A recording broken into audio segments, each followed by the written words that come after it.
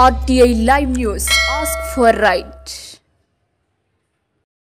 SS Srinivas కుటుంబానికి సంతాపం తెలిపిన పెద్ద సుదర్శన్ రెడ్డి. ఈ సందర్భంగా మాజీ ఎమ్మెల్యే సుదర్శన్ రెడ్డి మాట్లాడుతూ ప్రభుత్వం తీవ్ర పని ఒత్తిడి, ఉన్నతాధికారుల వేధింపులు తట్టుకోలేకనే ఎస్ఎస్ శ్రీనివాస్ మృతి చెందాడని, దీనికి ప్రభుత్వం పూర్తి బాధ్యత వహించాలని డిమాండ్ చేశారు. ప్రభుత్వం పూర్తి బాధ్యత వహించి ఎస్ఎస్ శ్రీనివాస్ కుటుంబానికి ₹1 కోటి తక్షణ పరిహారం అందించాలని డిమాండ్ చేశారు. ఎస్ఎస్ శ్రీనివాస్ కుటుంబానికి న్యాయం చేయాలని, వారి కుటుంబ బాధ్యత పూర్తిగా ప్రభుత్వం తీసుకోవాలని డిమాండ్ చేశారు. రాష్ట్రంలో గాడి తప్పిన పాలనకు నిదర్శనమే ఎస్ఎస్ శ్రీనివాస్ మృతి అని, దీనికి ముఖ్యమంత్రి రేవంత్ రెడ్డి, ఉప ముఖ్యమంత్రి బట్టి విక్రమార్క సమాధానం చెప్పాలని డిమాండ్ చేశారు. వరంగల్ జిల్లా నర్సపేట నియోజకవర్గానికి చెందిన నార్కపేట గ్రామ వాస్తవ్యులు దళిత బిడ్డ Srinivas senior sub inspector of police గారు ఈరోజు వారు ఆత్మహత్య చేసుకోవడం, ఈరోజు మరణించడం అనేది చాలా బాధాకరం. వారు చాలా స్పష్టంగా వ్రాతపూర్వకంగా ఫిర్యాదు చేశారు. ఉన్నత స్థాయి పోలీస్ అధికారుల యొక్క వేధింపుల వల్ల, ప్రభుత్వ వేధింపుల వల్ల, అనేక పని ఒత్తిళ్ల వల్ల నేను పురుగుల మందు తాగి ఆత్మహత్యకు పాల్పడ్డానని చెప్పి చాలా స్పష్టంగా మేజిస్ట్రేట్ గారికి ఇచ్చినటువంటి డైయింగ్ డిక్లరేషన్తో పాటు పోయినటువంటి విజిటర్స్ కూడా చాలా స్పష్టంగా చెప్పడం చాలా బాధాకరం. అయినా ప్రభుత్వం ఇప్పుడు కూడా స్పందించలేదు. ఖమ్మం జిల్లా అశ్వరావుపేట ఎస్ఐగా విధులు నిర్వహిస్తున్నటువంటి శ్రీనివాస్ అక్కడ ఉన్నత స్థాయి అధికారుల యొక్క వేధింపులను, ఆ పై అధికారులు కూడా వ్రాతపూర్వకంగా ఫిర్యాదు చేసినా కూడా ఇతను దళితుడని చెప్పి, సబ్ ఇన్స్పెక్టరు చిన్న స్థాయి అధికారి అని చెప్పి పరిగణలోకి తీసుకోకుండా అతని మానసికంగా వేధింపులకు గురి చేసినటువంటి బాధ్యులపైన తక్షణమే చర్య తీసుకోవాలి.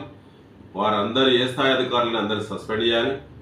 ముఖ్యంగా మనది బార్డర్లో ఉంటుంది, ఆంధ్ర తెలంగాణ బార్డర్లో ఉండేటువంటి పోలీస్ స్టేషన్ కాబట్టి వారు ఇచ్చినటువంటి మరణ వాంగ్మూలంలో ప్రాంతీయ భేదాలను కూడా వారు చాలా స్పష్టంగా వారి వీడియోలో చాలా స్పష్టంగా చెప్పారు.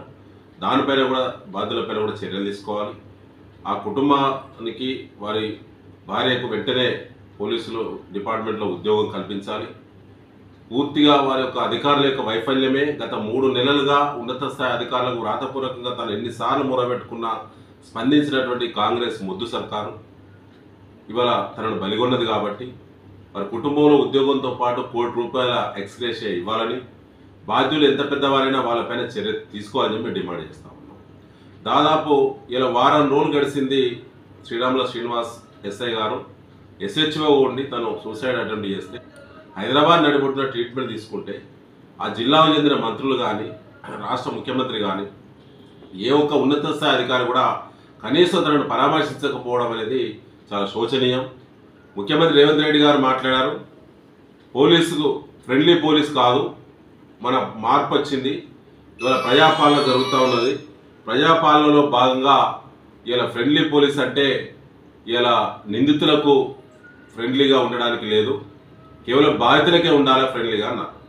మరి ఇవాళ శ్రీనివాస్ ఎస్ఐ గారు నిందితుడా బాధితుడా ఇలా ముఖ్యమంత్రి రేవంత్ రెడ్డి గారు ఆత్మపరిశీలన చేసుకోవాలి.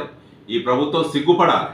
ఇలా విపక్ష కార్యకర్తలపైనే వేధింపులు కాకుండా రైతులపైన కూడా వేధింపులు చేయడం కాకుండా ఇలా కింది స్థాయి ఉద్యోగుల పట్ల కూడా ఇలా వేధింపులు ఏ స్థాయిలో జరుగుతున్నాయో ఇవాళ ఒక్కసారి మరి శ్రీనివాస్ ఇచ్చినటువంటి డైయింగ్ డిక్లరేషన్ చూస్తే చాలా బాధ అనిపిస్తుంది. తన పిల్లలు ఇవాళ అనాథలైన్లు, ఇలా దళిత బిడ్డ ఎస్ఐగా సెలెక్ట్ కావడం అంటేనే మామూలు విషయంగా తెలంగాణ ఉద్యమంలో పాల్గొని ఆ స్ఫూర్తితోటి కష్టం ఉద్యోగం సాధించిండు. తెలంగాణ రాష్ట్రంలో సాధించిన ఉద్యోగం ఇవాళ ఆయనకు చిట్ట చివరి జీవితం వరకు కూడా మరి తను అనుభవించకపోవడం చాలా బాధాకరం. దానికి ప్రభుత్వమే బాధ్యత వహించాలి, ఆ కుటుంబానికి న్యాయం చేయాలి. దానికి సంబంధించి మరి ఉన్నత స్థాయి న్యాయ విచారణ కూడా చేయాలని చెప్పి బీఆర్ఎస్ పార్టీ డిమాండ్ చేస్తా ఉంది.